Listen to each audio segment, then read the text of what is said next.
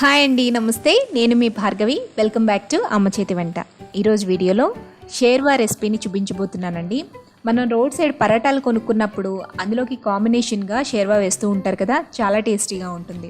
ఆ షేర్వా కోసమైనా ఇంకొక 2 పరాటాలు ఎక్కువ తినాలనిపిస్తూ ఉంటుంది. సో ఆ రెసిపీనే ఈరోజు నేను మీతో షేర్ చేసుకోవాలనుకుంటున్నాను. ఇది పరాటాస్లోకే కాదండి, చపాతీ, రోటీ, పుల్కా ఎందులోకైనా కూడా పర్ఫెక్ట్గా సెట్ అయిపోతుంది అనమాట. అండ్ మనం ప్లెయిన్ బిర్యానీస్ చేసుకుంటూ ఉంటాం కదా, సో అందులోకి కూడా బిర్యానీ గ్రేవీలా ఇది యూజ్ అవుతుంది. మీరు కూడా ఇంట్లో రోటీస్ కానీ బిర్యానీ కానీ ట్రై చేసినప్పుడు ఇలా సైడ్ డిష్లా ఈ షేర్వా రెసిపీని ఒకసారి ట్రై చేయండి. మళ్ళీ చేసుకుని తినాలనిపిస్తుంది, అంత బాగుంటుందన్నమాట. సో లేట్ చేయకుండా ఈ షేర్వాని ఎలా ప్రిపేర్ చేసుకోవాలో చూసేద్దాం. ఫస్ట్ ఒక మిక్సీ జార్ తీసుకోండి. అందులోకి ఒక పావు చెక్క ఎండు కొబ్బరిని తీసుకుని సన్నగా పొడిగా కట్ చేసుకుని యాడ్ చేసుకోండి. ఎండు కొబ్బరికి బదులుగా మీరు పచ్చి కొబ్బరి కూడా వాడుకోవచ్చు. పచ్చి కొబ్బరి వేస్తే టేస్ట్ ఇంకా బాగుంటుందన్నమాట. నెక్స్ట్ ఇందులో 10 లేదా 15 జీడిపప్పు పలుకులు వేసుకోండి. అలాగే 1 టీ స్పూన్ దాకా సోంపు వేసుకోవాలి. ఇందులోకి సోంపుని స్కిప్ చేయొద్దండి, ఇదే మంచి ఫ్లేవర్ని ఇస్తుంది. నెక్స్ట్ ఇందులోనే 1 టీ స్పూన్ దాకా గసగసాలు వేసుకోవాలి. ఇప్పుడు వీటన్నిటిని కూడా ఫస్ట్ ఫైన్ పౌడర్లా గ్రైండ్ చేసుకుని ఆ తర్వాత కొంచెం వాటర్ని వేసుకుని ఫైన్ పేస్ట్లా బ్లెండ్ చేసుకోవాలి. ఫస్టే మనం వాటర్ వేసేస్తే గసగసాలు అనేవి నలగవన్నమాట. అందుకని ఫస్ట్ పౌడర్ చేసుకుని ఆ తర్వాత పేస్ట్ చేసుకోండి. ఇలా ఫైన్ పేస్ట్ లాగా ఎక్కడా కూడా గడ్డలు లేకుండా వీలైనంత ఫైన్గా గ్రైండ్ చేసుకుని ఒక బౌల్లోకి తీసుకోండి. ఇప్పుడు స్టవ్ మీద ఒక కడాయి పెట్టుకుని అందులోకి 4 టేబుల్ స్పూన్ల ఆయిల్ వేసుకోవాలి. ఈ గ్రేవీకి కొంచెం ఆయిల్ ఎక్కువే పడుతుందండి.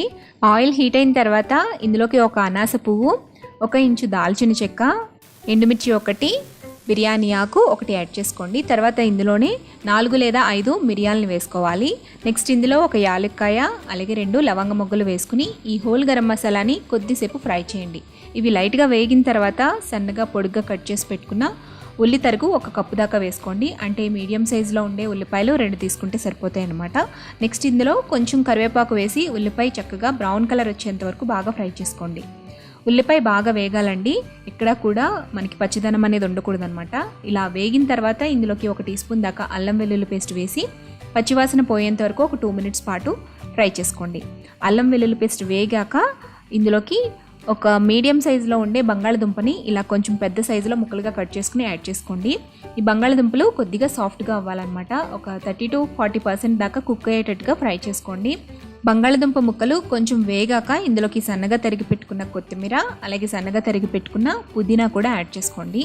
ఇవి లైట్గా వేగితే సరిపోతుందండి. జస్ట్ ఒకసారి కలుపుకున్న తర్వాత ఇందులోకి మనం స్పైసెస్ని యాడ్ చేసుకోవాలి. దానికోసం 1 టీ స్పూన్ దాకా ధనియాల పొడి, 1/2 టీ స్పూన్ జీలకర్ర పొడి, అలాగే 1/2 టీ స్పూన్ దాకా పసుపు, 2 టీ స్పూన్ల కారం వేసుకోండి. నేను ఇక్కడ పచ్చిమిర్చి యూస్ చేయలేదు కాబట్టి 2 టీ స్పూన్ల కారం వేస్తున్నానండి. అదే మీరు పచ్చిమిర్చి వాడుకోవాలి అనుకుంటే పచ్చిమిర్చి 4 వేసి కారం 1 టీ స్పూన్ దాకా తగ్గించుకోండి, సరిపోతుంది. తర్వాత 1 టీ స్పూన్ దాకా గరం మసాలా పౌడర్ వేసుకోండి. గరం మసాలా పౌడర్ని ఎలా తయారు చేసుకోవాలో ఆల్రెడీ వీడియో ఉందండి, ఆ లింక్ని నేను డిస్క్రిప్షన్ బాక్స్లో ఇస్తాను, ఒకసారి చెక్ చేయండి. ఇప్పుడు ఇందులోకి రుచికి సరిపడా ఉప్పు వేసి ఈ స్పైసెస్ని ఒక 2 మినిట్స్ పాటు లో ఫ్లేమ్లో కొద్దిసేపు ఫ్రై చేయండి. ఇవి కొంచెం వేగాక ఇందులోకి టమాటా ప్యూరీ వేసుకోవాలి. నేను ఇక్కడ పెద్ద సైజులో ఉండే 2 టమాటాలని తీసుకుని వీలైనంత ఫైన్గా ఎక్కడా కూడా ముక్కలు గడ్డలు లేకుండా ఫైన్ పేస్ట్లా గ్రైండ్ చేసుకున్నాను. అలా గ్రైండ్ చేసుకున్న పేస్ట్ని ఇందులో వేసి ఒక 2 to 3 మినిట్స్ పాటు ఆయిల్ పైకి తేలేంత వరకు ఫ్రై చేసుకోవాలి. టమాటాలు బాగా మగ్గి ఇలా ఆయిల్ పైకి తేలుతున్నప్పుడు మనం ఆల్రెడీ గ్రైండ్ చేసుకుని పక్కన పెట్టుకున్న ఎండు కొబ్బరి పేస్ట్ ఉంది కదండి, సో ఆ పేస్ట్ని ఇందులో వేసేసుకోవాలన్నమాట.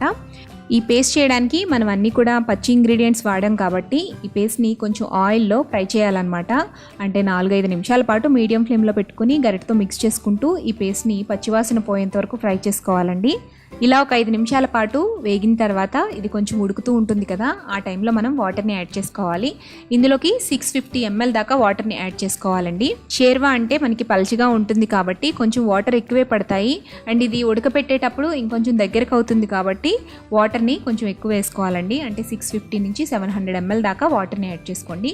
వాటర్ వేసిన తర్వాత ఒకసారి మిక్స్ చేసుకుని టేస్ట్ చూసుకుని సాల్ట్ సరిపోకపోతే కొంచెం సాల్ట్ని యాడ్ చేసుకుని మూత పెట్టి లో టు మీడియం ఫ్లేమ్లో కనీసం 15 నుంచి 20 నిమిషాల పాటు బాగా ఉడికించాలన్నమాట. ఇలా ఒక 15 నిమిషాల పాటు ఉడికిస్తే మనకి ఆయిల్ అనేది పైకి ఫ్లోట్ అవుతుంది. అలాగే గ్రేవీ కన్సిస్టెన్సీ చూడండి, ఇలా పలుచగా ఉండాలి. అండ్ ఇది కొంచెం చల్లారిన తర్వాత మనకి థిక్నెస్ అనేది ఇంకొంచెం పెరుగుతుంది. అందుకని ఈ కన్సిస్టెన్సీ ఉన్నప్పుడే స్టవ్ ఆఫ్ చేసేసుకుని పక్కకు దించేసుకోవాలి. వేడివేడిగా ఈ షేర్వాని చక్కగా బిర్యానీస్లోకి కానీ, పరాటాస్లోకి కానీ, నాన్స్లోకి కానీ సర్వ్ చేసుకోండి. చాలా చాలా బాగుంటుంది. మీ ఫ్యామిలీ మెంబర్స్ అందరికీ కూడా తప్పకుండా నచ్చుతుంది. ఈ షేర్వాని ఏ రెసిపీస్కి సైడ్ డిష్లో తీసుకుంటే బాగుంటుందో ఆ రెసిపీస్ లింక్స్ అన్నీ కూడా నేను డిస్క్రిప్షన్ బాక్స్లో ప్రొవైడ్ చేస్తానండి. మీరు కావాలంటే ఆ లింక్స్ ద్వారా వెళ్ళి వీడియోస్ని చెక్ చేసుకోవచ్చు. ఈ సూపర్ టేస్టీ పరాటా గ్రేవీ లేదా బిర్యానీ గ్రేవీ రెసిపీని మీరు కూడా ఇంట్లో తప్పకుండా ట్రై చేసి మీకు ఎలా వచ్చింది అనేది నాకు కామెంట్ చేయండి. అలాగే ఈ వీడియో కనుక నచ్చినట్లయితే లైక్ చేసి మీ ఫ్రెండ్స్తో రిలేటివ్స్తో షేర్ చేయండి. మరిన్ని టేస్టీ సింపుల్ క్విక్ రెసిపీస్ కోసం అమ్మ చేతి వంట ఛానల్ని సబ్స్క్రైబ్ చేసుకోండి.